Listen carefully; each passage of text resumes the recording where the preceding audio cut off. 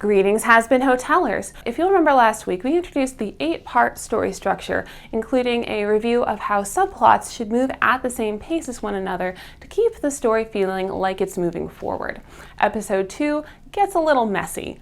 Let's get right into it. The new Stasis we open on is the extermination will happen in 6 months rather than a year, and our hero is not taking the news well. Just angels cutting our timetable in half, but who needs a whole year to save souls, am I right? And next time when they cut the time in half again and again, we'll just handle it! The trigger then is the inspiration that the bad news might make people desperate enough to try anything. This is the perfect time to recruit more sinners for the hotel! So we've got the Stasis and trigger, but before we can get to the quest, Serpentius is here to defeat Alistair so he can make a name for himself and win the respect of someone else we haven't met. Now, cower! For when I've slain you, the almighty V's will finally acknowledge me as their equal. Within the serial storyline, this is perfectly appropriate to introduce a new character during quest cycles. But within the storyline of the episode, we're not in quest cycles yet. We've set up what the episode is going to be about and then abruptly shifted to nondescript Alistair drama. And before we set up too much of that, we switch again to get one more Stasis as we introduce the V's as a trio of corporate oligarchs who wield immense power and have a variety of past and current relationships to the deuteragonists who live in the Hazbin. Vox and Valentino talk for a bit, and then Valentino drops another trigger that Alistair has been living at the Hazbin, which drives Vox into action. The radio demon is there. What did you just say? You heard me. Alistair came back, and he is with Lucifer's daughter, and that wasn't the first fucking thing you told me! On one hand, it's good to give your characters a proper introduction and let them breathe, but we're 8 minutes into a 25-minute episode and we're finally getting the plot rolling. Remember what I said in the last episode about the quest taking 50 to 60% of the storyline? This episode has more like 45% of the runtime dedicated to quest cycles, and we're about to see what gets compromised as a result. In this episode, we have an A plot with Charlie, a B plot with Serpentius, and a C plot with the V's. What do you want to bet we don't have full quest cycles for all of them? Charlie's first mission, to recruit sinners and save souls, starts with her first quest cycle off screen. We only see the negative space around her failure. How'd it go? Not a single new recruit. Then, when Serpentius comes back, she invites him in and teaches him how to apologize. The first step to becoming a better person is to admit when you are wrong. Why don't you give it a try? How to introduce himself to others. My name is Charlie. I like to sing. And when we get to know each other, it's the greatest thing. My name's Serpentius. I like to build, and despite my stupid egg boys, I think I'm very skilled. How to live a clean and sober life. The only cool thing here is to say no to drugs. Now, if you'll excuse me, I'm off to not have sexual intercourse before marriage. Yes! Oh, bravo! The B plot, Serpentius' desire to prove himself to the V's, starts with him attacking the hotel. Show yourself, Alistair! Come and face it! Oh, there you are. Face my wrath! And has him infiltrating it on their behalf. I heard that you're helping people. People who want to be better. The C plot involves exactly one cycle, send Serpentius into the Hazbin as a spy. We need someone who Little Miss Bleeding Heart would take in. Someone pathetic, desperate, with no direct ties to us. I employ every down-on-their-luck loser this side of hell. Who the fuck is left? I think I have Just the one.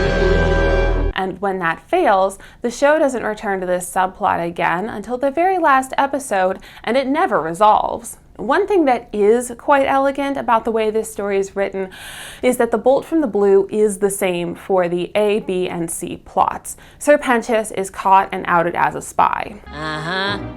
Then explain this. Abort! Abort! SOS! Agent Pentius in need of immediate evacuation! Pentius. Wait, You were caught? It hasn't even been a day! This puts an end to Charlie's illusion that her new recruit is someone who wants to be redeemed, Sir Pentious' dream of being respected by the V's, and Vox's plan to get one over on Alistair. In fact, from this point forward, the writing is considerably tighter. Charlie's critical choice to find it in her heart to welcome Sir Pentious to stay, But who hasn't been in his shoes? It starts with sorry. leads directly into his climax of taking her up on the offer and not just going through the actions, but actually trying to be a better person in their song Sorry. Sorry. Dig down deeper and say one sincere sorry. I'm so sorry. The reversal then is that the Hazbin has its first resident and its first real chance of proving itself, marked comedically by Nifty recognizing that Sir Pentious is Not a bad boy. the resolution is Good first day. Let's get some rest. As we can see, while the episode does loosely follow the 8-point plot structure, it spends a lot more time than most would advise spending on the setup for not 1 or 2, but 3 plot lines, resulting in very rapid quest cycles and a Vox plot line that was set up better than either of the others and then didn't resolve. Now, you might wonder, how is this any different from the first episode, which starts following Charlie as the A-plot and then resolves with Vaggy's storyline, which had been the B-plot?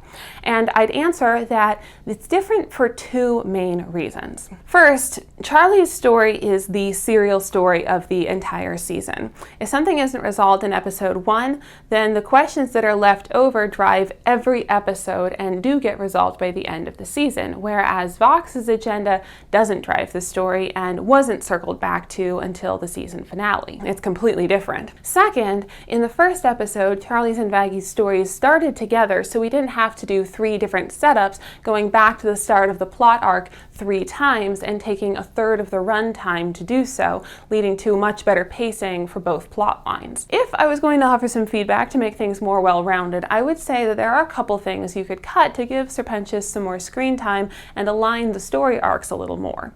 Make Sir Pentious' story the A-plot and cut a lot of the stuff with the V's. If they're going to be season 2 villains, let them be season 2 villains. Open on whatever Sir Pentious is doing that day. Maybe he's picking a target, flicking between a few faces, including Cherry Bomb, bringing her in a little earlier, and then spying on the Hazbin Hotel a little. He can even see through his camera that they're freaking out about the extermination moving up and planning to go out in all of this, bringing their Stasis and Trigger in too, and then deciding on attacking the Hazbin when he sees that Alistair is there, since he knows that that's how he can impress the V's.